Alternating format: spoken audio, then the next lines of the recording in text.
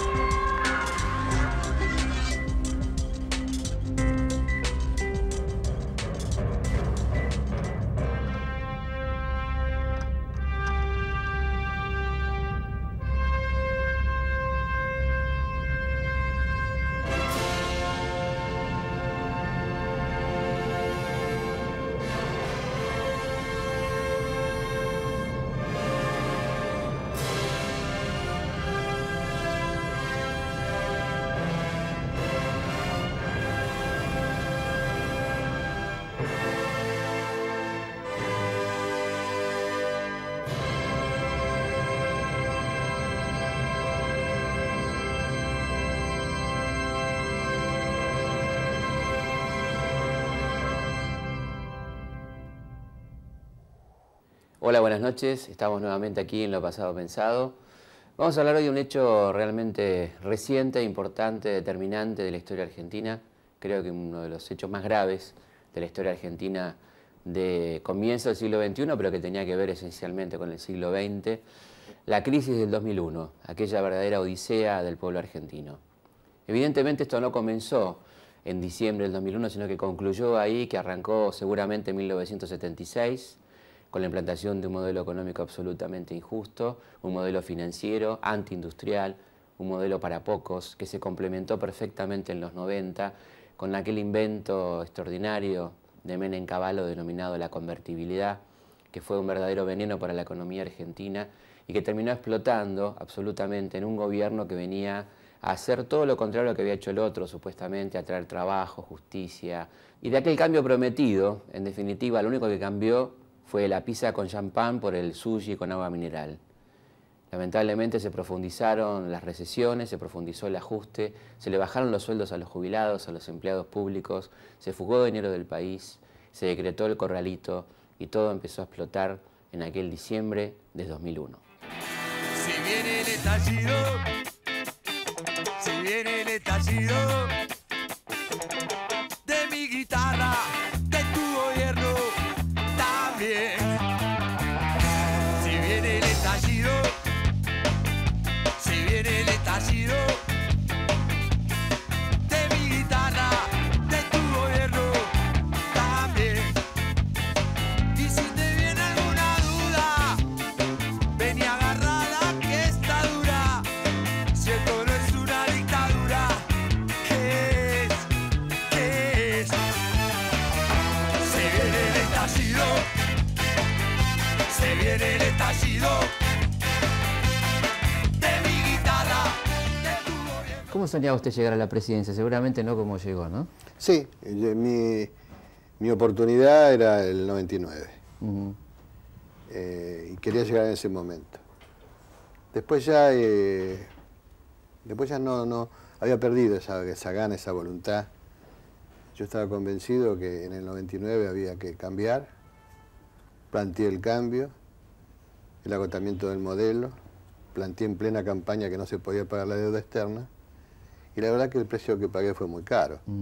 Todo el Stalin se puso en contra y de arrancar la campaña ganando por 9 puntos, me encontré un par de meses con que era el diablo y que quería terminar con ese exitosísimo modelo que habíamos de los años 90. Exitosísimo en el sentido más irónico del término. Sí, efectivamente. Exitosísimo, bueno, en realidad fue exitoso, ¿no? Para unos pocos fue exitoso, ¿no? Sí, en realidad habría que tratarlo por temas, ¿no? Fue exitoso la convertibilidad, elemento heterodoxo en el programa de ajustes estructurales, para salir de la hiperinflación. O sea que hubiera durado 5 años, digamos, 4 o 5 años. Después, contra toda razonabilidad, se lo mantuvo. Menem creía que la convertibilidad era un modelo económico de por sí. no podía entender cuando un gobernador como yo de una provincia productiva le decía que se prendían luces amarillas ya en el 97. Poder basado en la estabilidad. Luz roja a la hiperinflación. Puertas cerradas al proteccionismo estatal. Libertad para criticar. Manejo inteligente de la política internacional. Créditos para el techo propio. No dejes que te la vendan cambiada. Seguí con el mismo modelo. Votá para adelante. El capital de trabajo se veía reducido, que la apertura irresponsable de la economía eliminaba cadenas enteras de la producción, que los pools de siembra venían a reemplazar a los productores y algunos estúpidos decían, ahora lo mismo, hay que producir más. No, no. Lo que tienen que producir son los productores, porque la savia vital de los pueblos es el productor produciendo, y no los bancos, Claro. aunque produzcan más. Y bueno, y fue todo... Y no escuchaba, por supuesto. No, Menem tiene el problema de todos los presidentes que vienen, inclusive Kirchner, de provincias no productivas, es que el dato productivo no está en su cursum honorum. Claro. Entonces, después lo entienden, tienen que entenderlo, A la pero fuerza. no lo tienen muy presente. Razón por la cual el único cambio que hace es sacar el Ministerio de la Producción. Único país el nuestro, único país el nuestro en Occidente que no tiene un Ministerio de la Producción. Me siguió toda la vida esta idea de la producción, tal es así que un libro que cuando digo que fui quien lo escribió, no se llamaba La Revolución Productiva, el libro que fue campaña con Menem, se llamaba De la Argentina especulativa a la Argentina productiva. Era una monografía que había hecho por los años 86-87. Que firmaron juntos. Ya con otro nombre que le encantó a Menem. Menem era un hombre que tenía una gran visión para el impacto político y esas cosas, pero que no creía evidentemente en eso. Ajá. O sea, lo suscribió, pero no lo... Claro, es una anécdota muy linda. Menem era un hombre que veía televisión, escuchaba música, leía y conversaba todo a la vez. Un hiperactivo. Y estábamos descansando para ir a un acto de campaña, los primeros, y le digo, yo creo que la idea nuestra de campaña debe ser la revolución productiva. Apagó la televisión, se sacó los anteojos. ¿Cómo es eso? ¿Cómo es eso? Me dice. Yo empecé a explicar. Claro. Y es eso, me dice. Tenía un gran ojo para Al eslogan, digamos. Sí, es eso. Y esa noche ya empezaba a hablar de la revolución productiva e industrial. No. Es productiva. Qué redundante, ¿no? Productiva Claro. sola. Pero realmente, bueno, no creyó en eso. No lo hizo. No. Y yo fui a mi provincia a hacerlo. Asumí con el Ministerio de la Producción y además ya antes de asumir tenía constituido todo el gabinete productivo de la provincia. A los municipios en 3 meses le insistí hasta que tuviera una Secretaría de la Producción, creando zonas de crecimiento común, triplicamos los parques industriales y sectores industriales planificados, trajimos de Europa y de Estados Unidos lo último que había para ayudar al productor a desarrollarse. ¿Y cómo era la contramano de la nación? Porque de alguna manera... No, y bueno, estaban en el financierismo, en la economía, Por eso, digo, en la economía usurera. Es lo que no me entendían. Cuando yo voy a plantearle eso al presidente Menem, voy a una reunión de gabinete. Le digo, voy a hacer síntesis. En una sola frase voy a explicar lo que vengo a contarles en 5 minutos. ¿Cuál es la frase? Estamos bien, pero vamos mal. Esa fue la frase. Porque, claro, un país que tiene 20% de intereses en dólares pagando a sus empresarios no puede competir con nadie. Si le sumamos, como antes digo, una apertura absolutamente irresponsable de la economía, bingo, desaparece todo.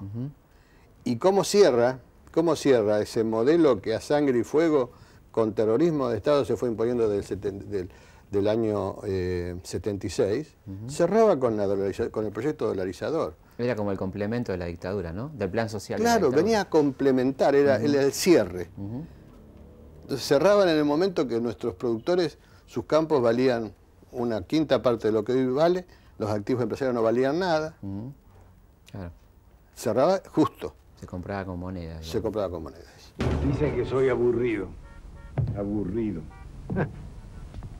¿Será que no manejo Ferrari? ¿Será para quienes se divierten mientras hay pobreza? ¿Será para quienes se divierten mientras hay desocupación? Para quienes se divierten con la impunidad. Aburrido. ¿Es divertida la desigualdad de la justicia? ¿Es divertido que nos asalten y nos maten en las calles? ¿Es divertida la falta de educación? Como un hombre comprometido con lo peor de la Argentina y con una mentalidad y una ideología conservadora iba a liderar un proceso de cambio como el que le exigía a la gente de la Alianza. Pero el problema no es de la Rúa, el problema fuimos nosotros que nos equivocamos y posibilitamos que este hombre fuera presidente.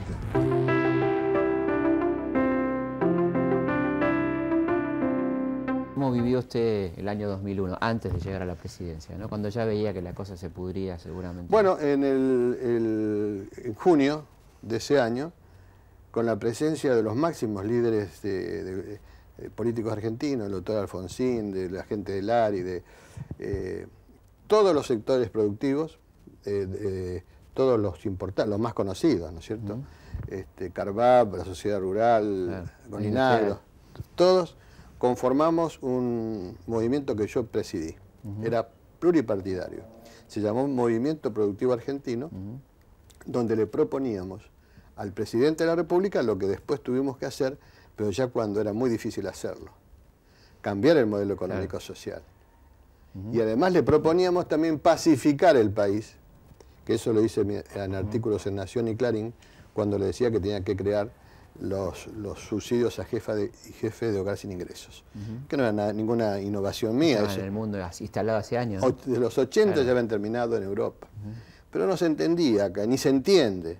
Porque se sigue discutiendo y dice, mira, hago una solicitud, hago una encuesta y la mayoría de la gente no lo quiere. Bueno, pero la gente no lo quiere, pero es la misma gente que después va a tener que cuidar que su hijo salga con zapatillas que no sean de marca porque le va a romper la cabeza para sacársela. Los temas se resuelven garantizándole a la gente que está indigente el mínimo indispensable para vivir con decoro, el mínimo indispensable. Sí, que tampoco era un seguro de desempleo, era una ayuda, ¿no? Una ayuda, pero no se entiende. Por eso usted cree que tiene que ver con el nivel de tanto conservadurismo de nuestra clase dirigente, ¿no? Porque es salvaje, ¿no? Sí, es salvaje. Porque estábamos hablando de $30, $40, ¿cuánto es una vergüenza. Yo la verdad que no puedo entenderlo. En el momento en que no teníamos nada, porque recuerdo que Delía, cuando lanzamos los primeros 200.000 planes, llegamos a 2.200.000. Decía que no lo íbamos a poder pagar, porque era un momento que pensábamos que era muy difícil pagarlo. No teníamos cómo pagarlo. En definitiva, fueron los primeros, la primera caja fue con los petroleros, que al aplicarle por primera vez en la historia de retenciones tuvimos los primeros fondos. Genuinos, digamos. Genuinos para garantizarle al peor, al que su existencia se torna insoportable, porque eso es lo que no entienden. Después aparecen los señores que dicen, mira, se hizo un asentamiento, hay que ir con gasoil o como los militares, con un... Bueno, lo hicieron hace poco, ¿no? Pero no, es que no puede ser, es que no se entiende, Entonces, y perdón, ¿y qué le dijo de la Rúa cuando fue con este proyecto que hubieras cambiado la historia, ¿no? No lo escuchaba, no lo entendía, realmente no entendía. Él quizás quería salir del modelo, pero no se animaban, Era duro, porque reitero, en las encuestas la gente quería seguir con la convertibilidad, igual que ahora pasa en Ecuador. Hace más de 20 años que estoy con Menem. Cuántas lindas anécdotas de aquellas épocas. Cuando comenzábamos a soñar en cambiar la historia de una Argentina en la cual se hablaba mucho y se hacía muy poco. Hoy puedo hablar con orgullo de todas las obras que hicimos por mi provincia.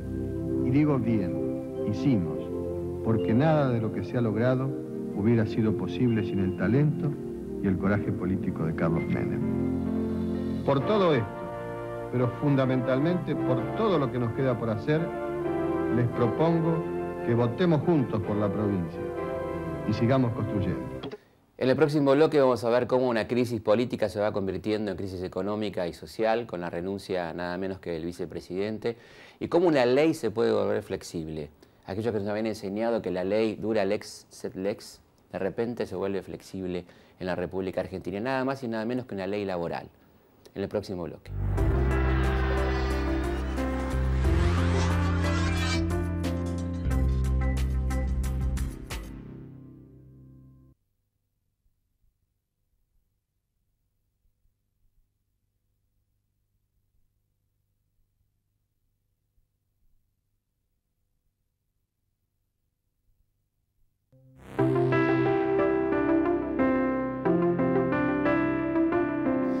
La Alianza por el Trabajo, la Justicia y la Educación, que así se llamaba la Alianza, este conglomerado político que incluía a sectores conservadores del radicalismo y a sectores del progresismo, de la izquierda y del peronismo, una alianza curiosa, una alianza progresista con un presidente conservador, pretendía, según sus postulados, volver a la cultura del trabajo, volver a la educación, volver a la justicia, después de aquella década espantosa de corrupción, antieducación, anticultura, todo lo contrario a los postulados básicos de los grandes movimientos históricos.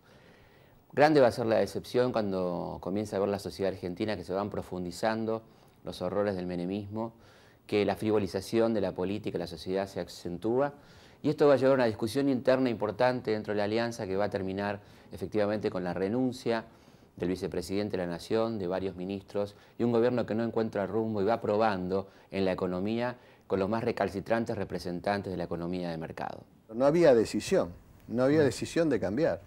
No había decisión de cambiar, era más cómodo esa postura que sostenían de no cambiar y seguir teniendo la ayuda que pensaban iba a ser indefinida de los organismos internacionales. ¿Qué supo usted finalmente sobre la Banelco y todo el episodio de la compra de las voluntades para la ley? ¿No? Yo tuve nada más que la primera de todas los informes, que fue de Cafiero y de el otro senador de la provincia, Villaverde, que vinieron a contarme antes del escándalo y a contarme el doctor Cafiero que él iba a hacer una denuncia, me iba a informar, yo me informé nada más de la situación. Por supuesto que le creí, porque es un hombre serio, a ambos le creí. Después hablé con Ortega, que había sido mi compañero de fórmula, él me dijo que no conocía nada. Y poco más después conocí. ¿Y a él le creyó cuando le dijo que no conocía nada? Sí, a Ortega también, porque era un hombre que no creo que... me pareció un hombre honesto, ¿no? Realmente. Y vio la magnitud, digamos, de lo que se venía, ¿no? ¿O no? No. ¿No pensó que era para tanto? No. Yo creía que el vicepresidente iba a estar al lado del presidente, iba a tratar de... Pero bueno, ahí empezó la debacle. Ahí empezó, ¿no? Yo creo que empezó ahí. Creo que la renuncia de Álvarez para salvar su honor, entre comillas, fue un acto de irresponsabilidad institucional. Como digo en este libro, él si él estaba convencido que había habido sobornos, tendría que haber asumido la responsabilidad. Se fue sin patear el tablero, ¿no? Se fue porque podía haberlo hecho. He dicho, estos son los responsables, me voy, pero estos son... Lo que pasa es que su ministro era el ministro de Trabajo, era su mano derecha. Flamarique. Claro. Renuncio a un cargo con el que me ha honrado la ciudadanía. No había un sistema de compra y venta de votos, que venía de antes. Si una alianza, donde uno de los temas básicos que se promete a la gente es un cambio en las reglas del juego en términos de cómo se hace política, un cambio en cuanto a la transparencia, y nos enfrenta a la situación, digamos, de venta y compra de votos, lo que yo llamo democracia tarifada, en una institución como el Senado, si no hay voluntad para cambiar eso, ya no hay voluntad para cambiar nada. En realidad, el plan de convertibilidad fue inventado por la gente en la Argentina. No lo inventó ni Menem, ni lo inventé yo, ni lo inventó el fondo. Fueron los argentinos que, para defenderse de la hiperinflación, dejaron de utilizar el austral y empezaron a utilizar el dólar. Entonces, el plan de convertibilidad lo que hizo es darle estatus legal al uso del dólar. La gente pudo proteger sus ahorros en dólares, eso permitió que los ahorros volvieran o se quedaran en el país, y eso permitió que hubiera mucho crédito, mucho financiamiento, por eso hubo reactivación de la venta de bienes durables, de heladeras, de automóviles, de viviendas en aquella época. Bueno, llegamos al megacanje, al blindaje, a toda esa cosa, ¿no? Ese armado financiero antinacional, podemos decir, ¿no? Que no beneficiaba en nada. ¿Cómo lo evaluaste eso, lo previo al 2001? Bueno, ¿cómo lo evaluaba? Sí. Como dice un amigo mío con el diario del lunes, más fácil, ¿no? Claro, ¿cómo lo evaluaban? Yo saqué artículos en ese momento que están también, los tengo en mi archivo, ¿no? Y que están para... Yo en ese momento decía que el financiarismo cada día se concentraba más, el financiarismo como opuesto a lo productivista, ¿no? A lo defensa de los intereses nacionales. La concepción de que cada productor argentino, cada empresario argentino, cada empresa que se cree, por pequeña que sea, es parte del patrimonio nacional. Y los que decían que daba lo mismo, que el empresario sea extranjero, que como antes decía, que sembraran los pools de siembra, es lo mismo. Entonces no hay concepto, no hay idea de lo nacional y defensa de lo nacional. Bueno, eso no puede terminar bien. En el próximo bloque vamos a ver cómo la crisis política desatada por los sobornos para la aprobación de la ley laboral termina en una crisis económica muy fuerte con la renuncia de ministros como Machinea, el paso de López Murphy, que pretendía privatizarlo todo, hasta el agua potable prácticamente, y la llegada finalmente plebiscitado, según decían algunos, del ministro más pedido, que tenía en aquel momento 77% de popularidad. Estamos hablando de nada más y nada menos que Domingo Cavallo, que se decía que venía con un plan industrial neo-keynesiano. Le damos un espacio para que sonría y volvemos en el próximo bloque.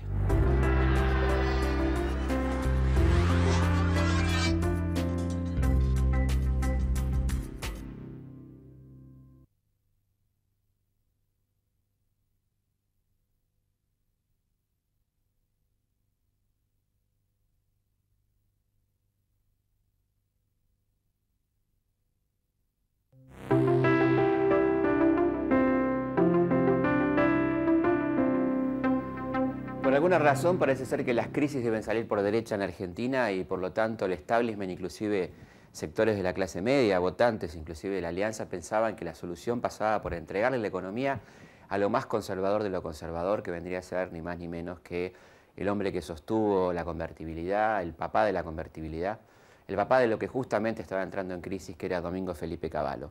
Se decía que este hombre había cambiado, que había tenido tiempo de pensar, que era un neo-keynesiano, o sea, un hombre que apostaba a aquella economía virtuosa de producción, consumo, producción. La verdad que no se sabe muy bien de dónde salieron estas versiones, pero mucha gente los creyó y pensaron que Cavallo venía ahora con un espíritu industrialista, un espíritu nacionalista, y llegó a tener un 77% de aprobación su ingreso al gabinete. A poco de andar se demostró que Cavallo había perdido el pelo, ciertamente, pero no las mañas, cosa que todos podían advertir, y volvíamos por las mismas, secar los mercados, bajar salarios, reducir subsidios a áreas claves de la economía, pero no a los sectores del privilegio, y todo iba a empezar a explotar lentamente a partir de mediados del año 2001. A la crisis nacional se iba a sumar el problema internacional, la crisis de Turquía, y algo inesperado por todo el mundo, el atentado del 11 de septiembre de 2001 en las Torres Gemelas, que iba a cerrar la política norteamericana, la política económica, a terminar prácticamente con los créditos y a asfixiar aún más a la economía argentina, cosa que había sido decidida ya por la señora Ann Kruger, que había decidido defoltear a la Argentina, sea como sea. Como si esto fuera poco, las elecciones de octubre son un fracaso rotundo para el gobierno y hay ganadores insospechados, con muchos votos, como Bin Laden, como Clemente, que decía que lo votaban porque no tenía manos para robar. Un voto castigo muy fuerte de la sociedad que estaba harta de aquella clase política y que lo iba a demostrar pocos días después en las calles de Buenos Aires. On a target, where? He's rapidly descending. You see that right here? I'll call you back. He's coming down quick, yeah. See that? Yeah, descending rapidly. No, there he is. There he is, right there, over the Verrazano Bridge. Oh, yeah. Look how fast he's going. No, he's going right up the Hudson River Center. Oh, my God.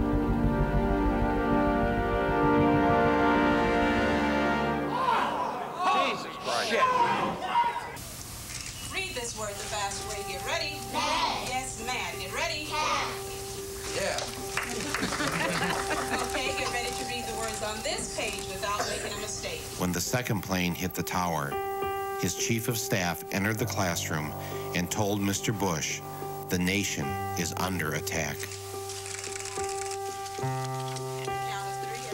Not knowing what to do, with no one telling him what to do, and no Secret Service rushing in to take him to safety, Mr. Bush just sat there and continued to read My Pet Goat with the children.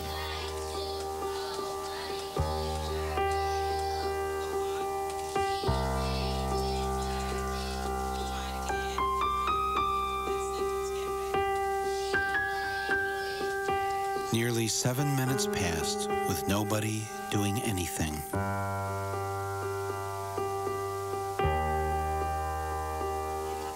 As Bush sat in that Florida classroom, was he wondering if maybe he should have shown up to work more often? Should he have held at least one meeting since taking office to discuss the threat of terrorism with his head of counterterrorism? Después de un año de hacer lo que había que hacer, conseguimos el blindaje 2001. Y ahora, los principales indicadores económicos anticipan un gran año para la Argentina. La recaudación aumenta y la tasa de riesgo país cae 247 puntos, impulsando créditos más baratos para todos. Esto significa un ahorro de cientos de millones para el Estado. Favorece las exportaciones y los préstamos para la producción, generando nuevos empleos para los argentinos. Porque los beneficios del blindaje son para la gente. Blindaje 2001. La Argentina crece. El megacanje, en cierta medida, fue un complemento del blindaje, porque el blindaje significaba financiamiento del Fondo Monetario, del Banco Mundial, del BID. Se decía que los bancos se comprometían a renovar a su vencimiento los bonos o los préstamos que le habían dado al gobierno. Pero no estaba el mecanismo para renovarlo.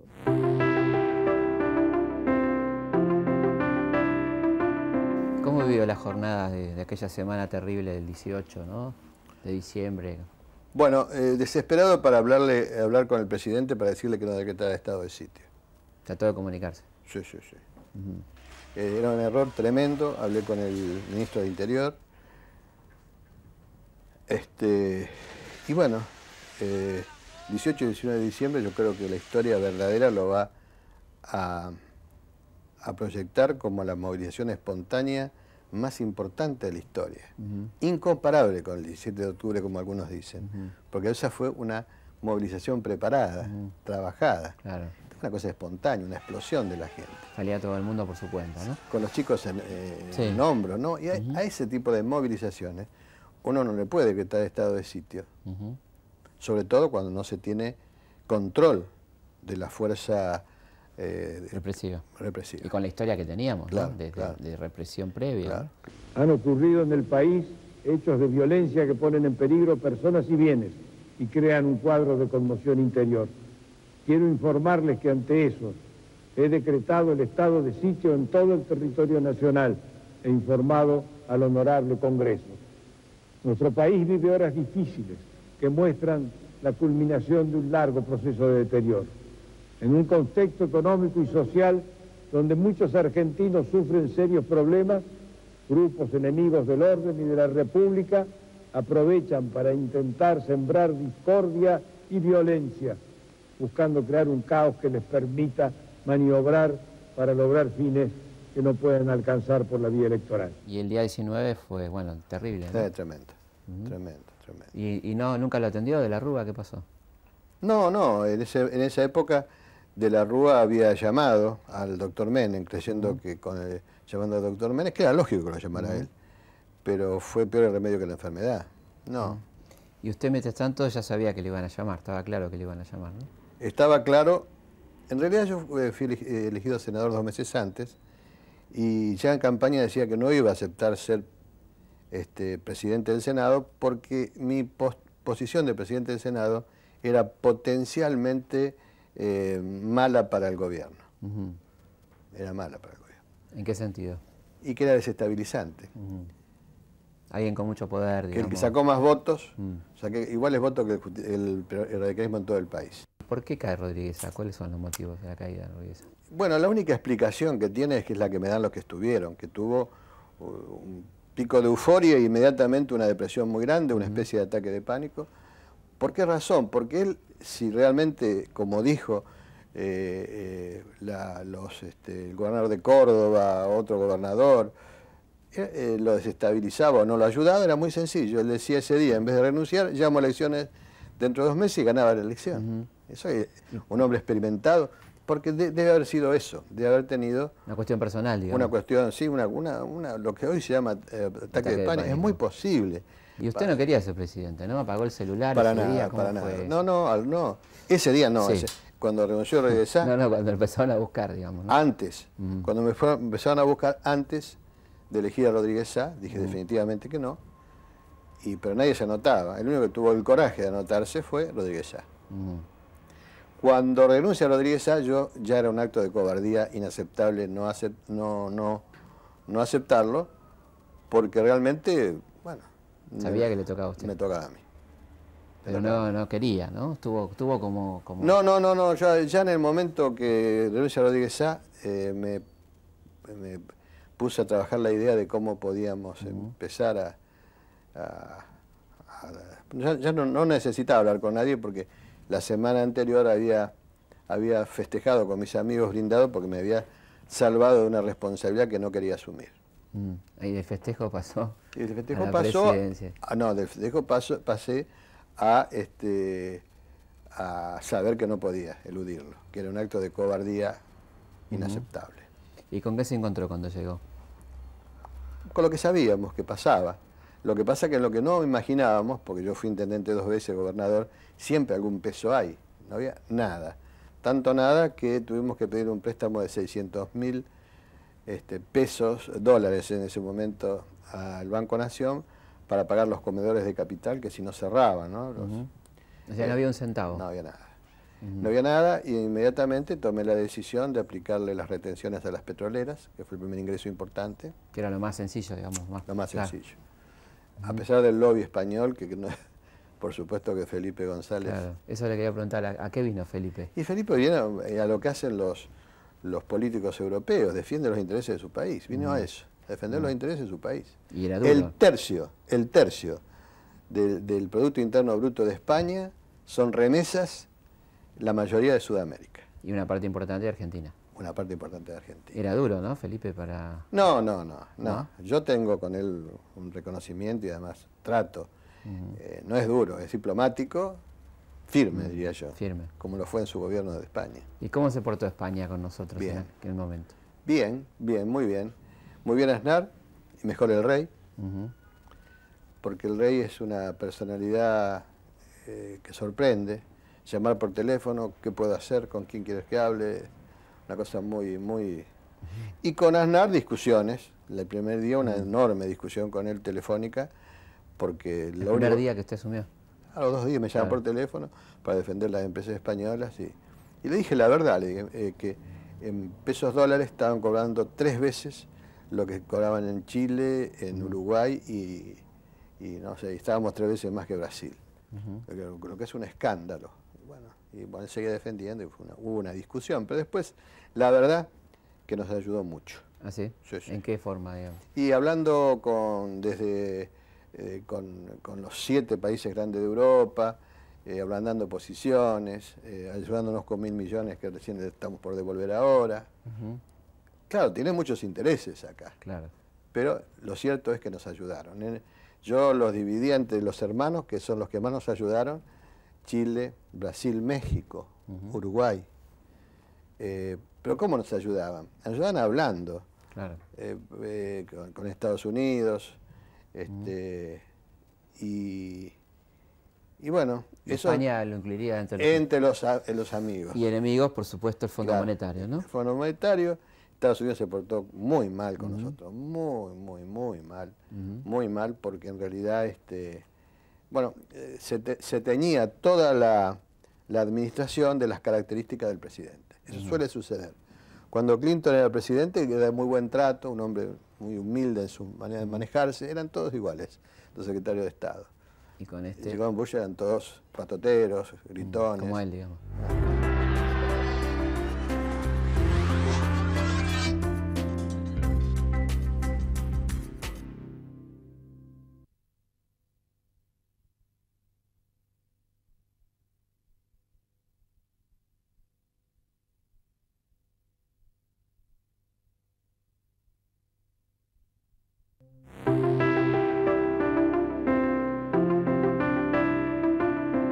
Conversando con mucha gente, escuché varias veces que hay un clima de mierda.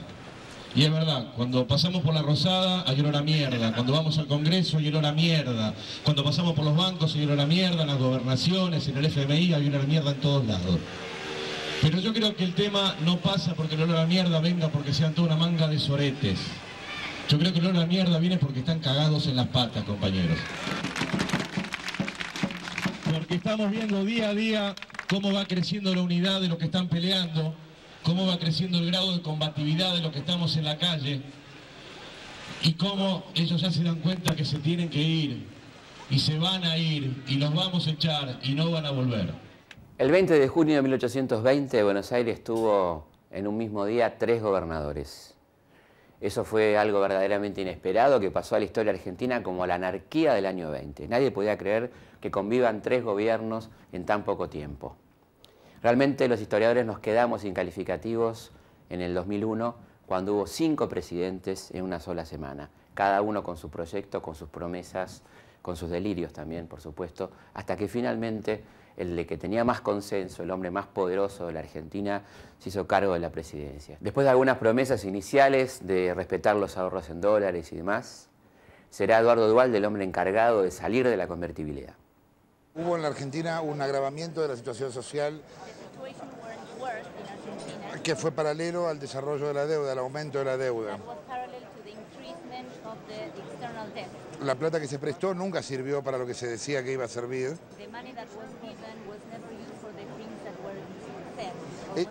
En ese sentido hay una responsabilidad argentina por haberla gastado mal.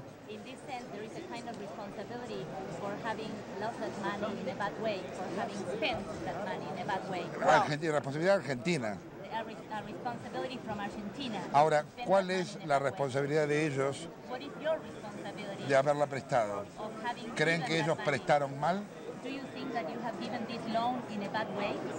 I think that the government of Argentina, which was duly elected in the early 1990s, wanted to choose the convertibility policy, it wanted to follow those programs, and it wanted to run a fiscal deficit. To do those things, it had to borrow, and it borrowed to do so. Now, you can question the wisdom of those policies, but those were the fund staff, as I'm told, as I said, I wasn't there, but the fund staff opposed the convertibility plan at first, and it said so at first. And during the 1990s, fund staff individually wrote letters, did other things to say that this was not necessarily a policy that could always hang together. But as an international institution, we try to support countries in their policies. Now, of the debt, not all of it is to the fund. The government and others borrow generally. And it was the government's decision. Now, I agree it wasn't this government's decision, but it was the government elected by the people.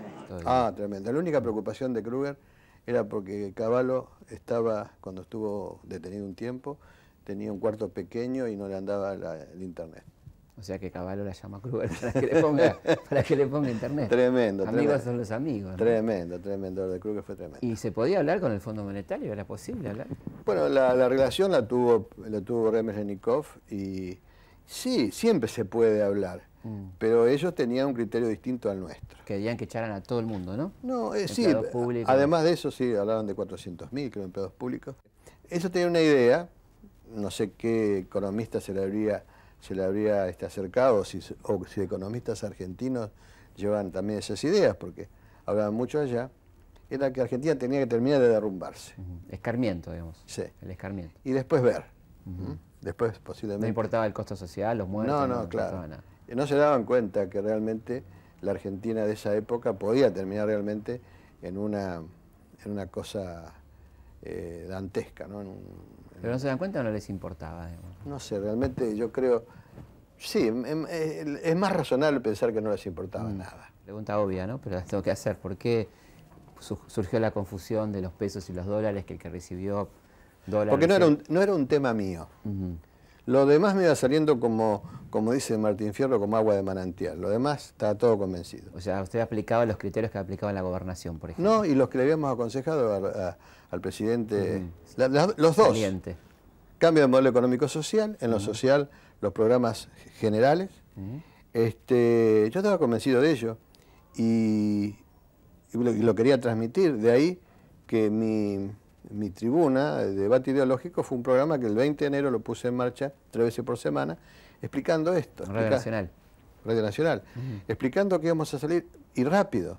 Lo que pasa es que yo me daba cuenta que no había mucho tiempo para salir, porque todas las fuerzas que querían restaurar el orden económico anterior eran pocos, pero eran muy poderosos los intereses que manejaban, que estaban conectados con las terminales en los organismos internacionales. ¿De quién estamos hablando, por ejemplo? Estoy hablando de todo el establishment que se benefició con la política de los 90. Patria contratista. Todos los que se fueron beneficiados querían mantener ese régimen. Y son los que hablaban de la dolarización. Los bancos. Claro. Y bueno, yo me daba cuenta que había que salir rápido. Y me daba cuenta que se podía salir rápido. ¿Qué le pasaba a usted, ¿no? cuando llegaba a su casa y sabía que la gente se estaba muriendo de hambre, que era un desastre el todo, que no había credibilidad? ¿Cómo vivía usted personalmente eso, no? Bueno, son momentos muy ingratos. Por eso las grandes discusiones con mi equipo, el económico, era que yo creía al principio que eran, como decían, 600, 700 mil los indigentes. Después nos dimos cuenta que eran más. Y después llegamos a 2.200.000. Y si había que llegar a 3 millones, había que llegar a 3 millones. Sabiendo que muchos de los que se inscribían, por ahí tenían algún otro ingreso, pero no se podían dar. No había tiempo y además no tiene importancia si esa decisión tiene un 20% de error. En definitiva no era un rico el que se inscribía. Entonces era elemental, era de absoluta justicia, era lo que hay que hacer, es lo que no se entiende y a mí me causa a veces tristeza de que no se entienda, que eso hay que hacerlo. ¿Usted cree que todavía no se entiende? No, no se entiende. No se entiende. No se entiende. ¿Y usted hasta cuándo pensaba quedarse en la presidencia? Lo menos posible. El día que asumí, en el segundo párrafo de mi discurso de inicio, dije que era incompatible el ejercicio de un gobierno de emergencia con la pretensión de ser candidato nuevamente. Perpetuarse, digamos. No, era incompatible. Y bueno, y la verdad es que posteriormente, ya antes del 15 de enero, decía que mi tarea era cuando el barco estuviera en aguas calmas, cuando hayamos logrado pacificarlo y cambiar el modelo económico-social, era el momento de llamar las elecciones para elegir un presidente y traspasarle el poder. ¿Y precipitó esto Costecchi y Santillán, no? Sí. Sí. Pero aquí los piqueteros están dispuestos a resistir, están avanzando contra la policía. Están avanzando contra la policía en este momento. Ahora se van encima los de un lado y los del otro. ¡Piedras que vuelan! Esta situación se ha descontrolado. Tremendo lo que está ocurriendo. Grandes enfrentamientos en la zona. La policía dispara contra los piqueteros. Estos están retrocediendo hacia el puente. La situación está completamente fuera de control.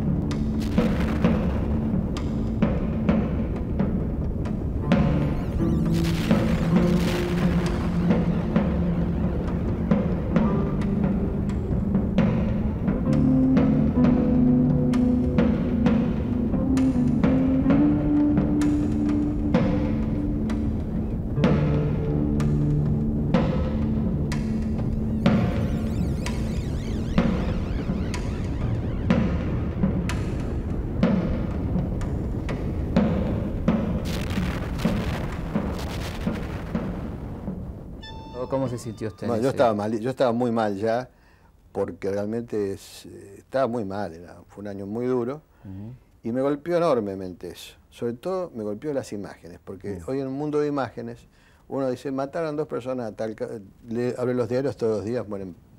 Pero ver a esos chicos, militantes sociales, tirados como si fueran perros ahí, por un degenerado, fue un golpe tremendo, tremendo, y además me daba cuenta que, desde el punto de vista de los cálculos institucionales, adelantar 4 meses de las elecciones, en ese momento era conveniente, porque yo ya habíamos salido ya de la recesión, el país estaba pacificado y con estos acontecimientos nuevamente se empezaba a poner la situación, se podía poner nuevamente crítica en materia de paz social.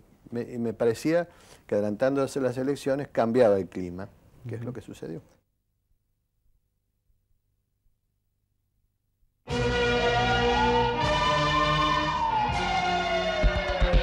se consigue trabajo.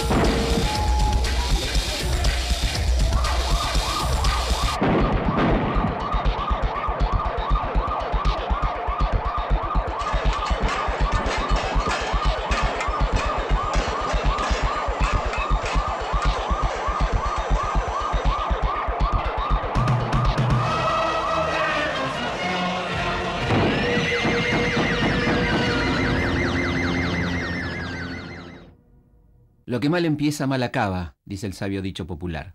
La falaz ilusión de la convertibilidad, que nos quería hacer creer que el peso argentino podía valer lo mismo que un dólar norteamericano, emblema de una economía 70 veces superior a la Argentina, aquella ilusión de que un país podía ser grande, del primer mundo, sin trenes, ni petróleo, ni escuelas, ni industrias, aquella ilusión criminal, aquella ilusión del 1 a 1, del individualismo salvaje, no podía terminar más que una pesadilla colectiva. Pero el pueblo argentino respondió. Sabía que no tenía en quién confiar. Armó asambleas, buscó lo que servía entre las ruinas y empezó a pensar en un nuevo y definitivo nunca más.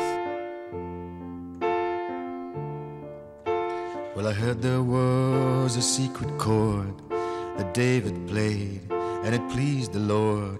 But you don't really care for music, do you? Oh, it goes like this: the fourth, the fifth, the minor fall, the major lift, the baffled king composing hallelujah, hallelujah, hallelujah, hallelujah, hallelujah.